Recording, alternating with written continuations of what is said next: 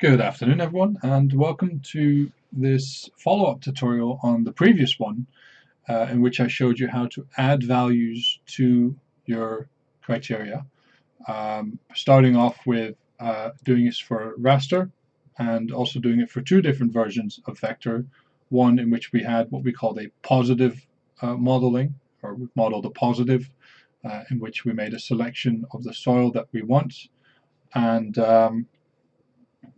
and combined those together, and which gave us a wonderful result of suitable and unsuitable soil. And also one where we modeled a negative, so we selected the buildings, buffered those, and then removed them from the research area to give us the remaining area, so where there's no buffer of buildings, so that we are left with the positive.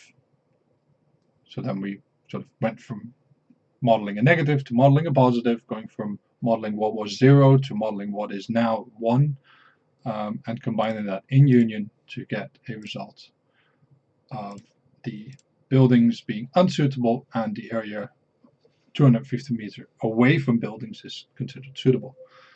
Now imagine that you've done all this and you're very proud of your result. You've built yourself a very nice model, but you've come to the conclusion that what is supposed to be 1 is a 0, and what is 0 is supposed to be a 1. So basically you made a little mistake somewhere along the way, and you've sort of mucked them up. If that happens, remember what we've already done. So if you have what was 1, and this is something that I didn't necessarily mention in the previous tutorial, but the union. So I said union sort of forcefully adds layers together. In this case, it's the research area and the soil map that are added together. And the soil map contains and we can see that in the attribute table here, it contains a field where values 1 are stored. What it doesn't contain is a field where values 0 are stored. But there is an area within the research area that doesn't have any data. So what the union does is it's scripted to add a 0 where there is no 1. Yeah, so where there is no data, it's now going to add a 0, which is very convenient for us because that makes it so that it adds a 0 and a 1. Okay? Now, so the 0 is added at the end of the step. So we can't really change where the zeros are added, but we can change where the 1s are added, or how the 1s are added. And basically this is explaining how this step sort of comes about, the erase step. So imagine if I have the buildings modeled and a building buffer of 250 meters away from it. And that's because I own a hot dog stand and I would like to be within the area of 250 meters from houses, because that's where the people are. There's no point in me standing in the middle of a field because I won't sell any hot dogs. Okay? So watch what happens if I remove the erase tool. Things start to turn gray. Okay. Remember the output that we had? This here. So buildings are red, but red means 0, and the stuff between it is green, which is considered 1, which is suitable. Okay. Now what we're going to do, simply run the model again without the erase step. Okay, and I'll show you exactly what it does. Go into the map, into symbology.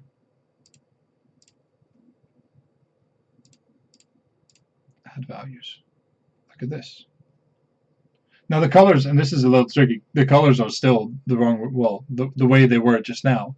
But remember, we can't calculate with colors, we calculate with values. So I'll flip them, just sort of to prevent any confusion. The 0 is red, and the pink purpley stuff is going to be green, because that's a 1. Okay, and look at this.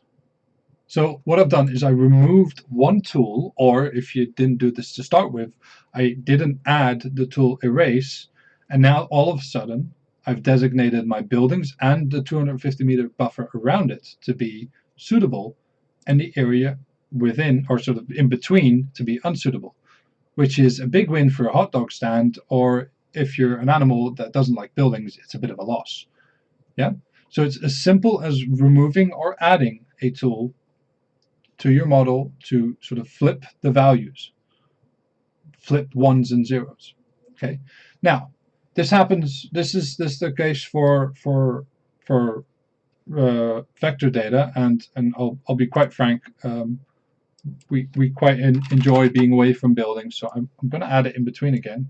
So what I'll do is add field, and the buffer in between these two, in between where I add the value 1 and where the buffer was, I'm going to put the erase back. Remember, the research area is the input. The buildings are the erase feature. We want to remove the buildings from, or the buffer of the buildings from the research area, so that we are left with whatever is deemed suitable. And because it's a model, and this is why we love models, we can run the entire thing again, and now we have the exact same output as we had before we removed the erase tool. So we're just going to go in symbology just to make sure that we visualize that as well, and that we can see that I am not lying. Again, zeros being red, and pink lilac stuff is green. Wonderful. So now, big win for the animals. The area between buildings, or the buffer of 250 meters away from buildings, is considered suitable again, and the buffer of buildings is unsuitable. Okay, so that is how simple it is to flip the values, or flip your suitability scores with vector data. Okay, it's even simpler in raster, and you probably already know why. What we've done here is add ones and zeros to our old values. Remember that we had the value field 1, 2, 11, 12, 15, etc. These are all the old values stored in LGN7, and we reclassed them. We assigned a new value to them, and we said ones and zeros. Now, if this was a 1, I'm now going to make this a 0. If it was a 0, I'm going to make it 1. That is how simple it is to flip your values. Hit OK. Run that again. Make sure to run it after you've made any alterations. I'm going to go ahead and add, oh, not add a label. That's something for another time. I'm going to add it to a display, have a quick look what it looks like. And where previously we had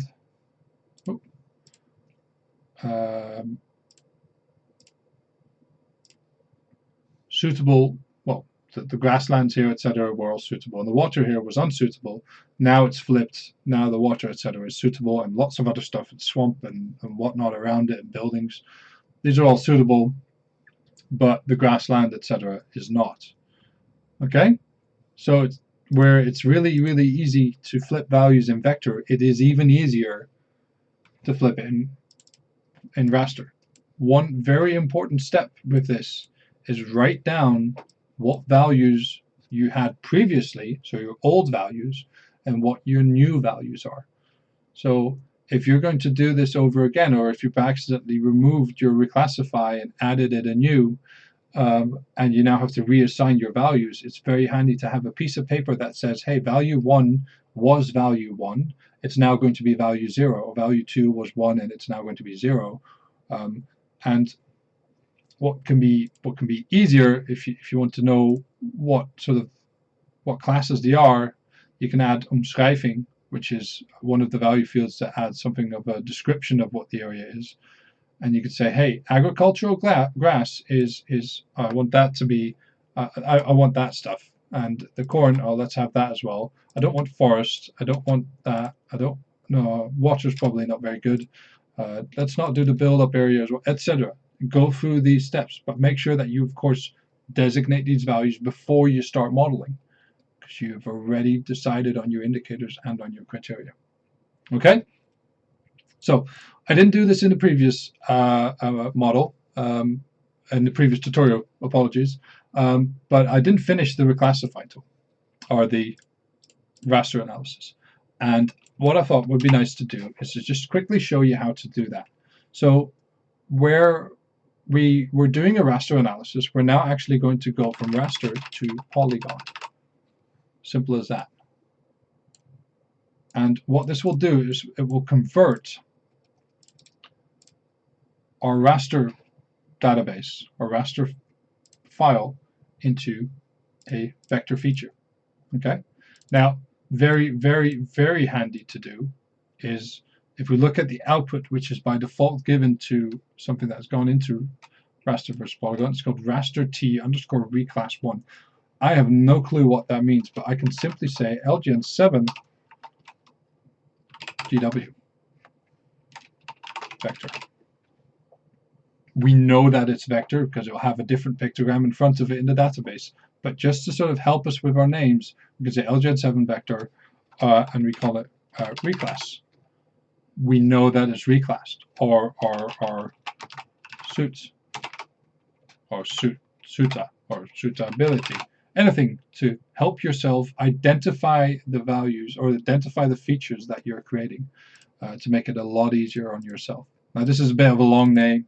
We'll probably go with LGN7 vector, LGN7W vector. Yep. And from here, all we have to do, remember the ones and zeros are already added.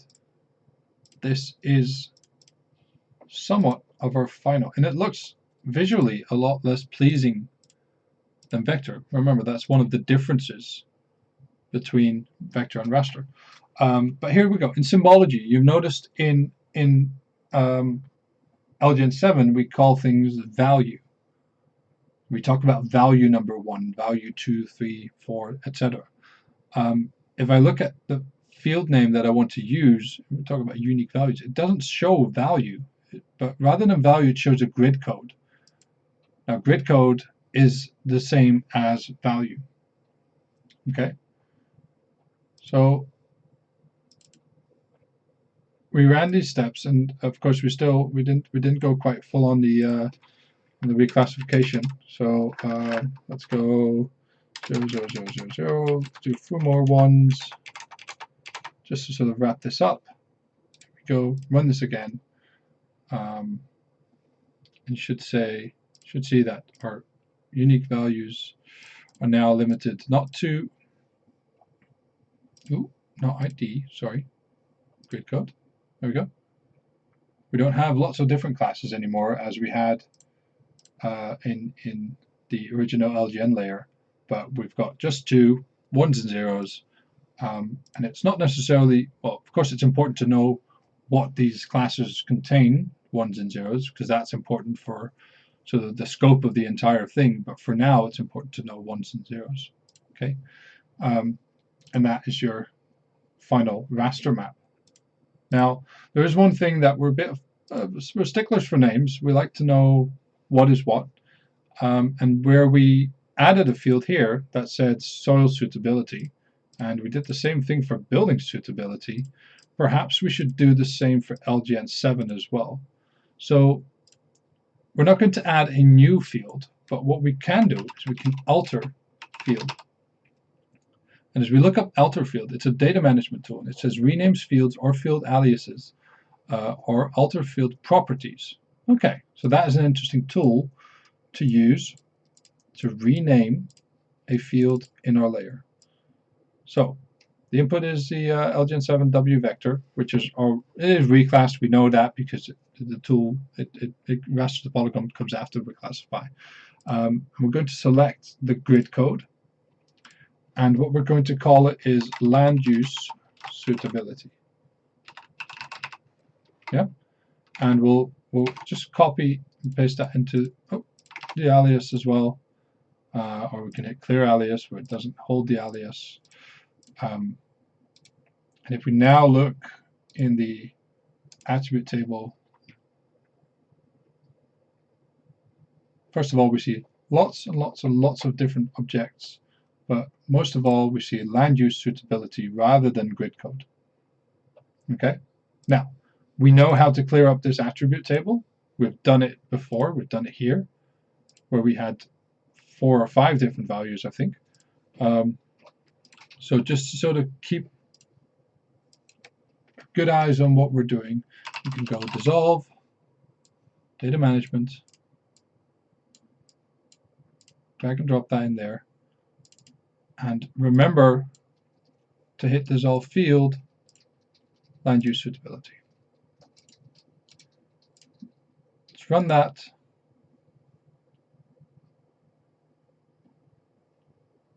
Add to field. It hasn't done it. Why not? You can show a red thing's popped up here. So it's telling us it can't do something. Why not? So we've run the raster to polygon. With alter field, what can happen is because it's altered the field of the product before, now you're asking it to alter that field again, but it's already done that. So it can't do the same operation because the field that it wants to, that you previously wanted to alter no longer exists. We can sort of refresh it by running the tool prior to alter field, which is in this case raster to polygon. We can go ahead and run that now.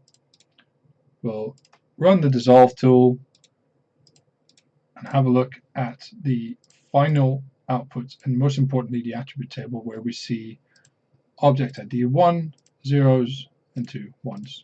Showing that in symbology, you've seen that before, you know how to do it, so we'll leave it at that. This is how to model 3 different criteria, how to assign values, how to flip values, and how to finish up your raster and vector analyses. Best of luck. As always, if you have any questions, make sure to either ask them in class, during a practical, send us an email, or ask us on Teams. Best of luck, and we'll see you out there.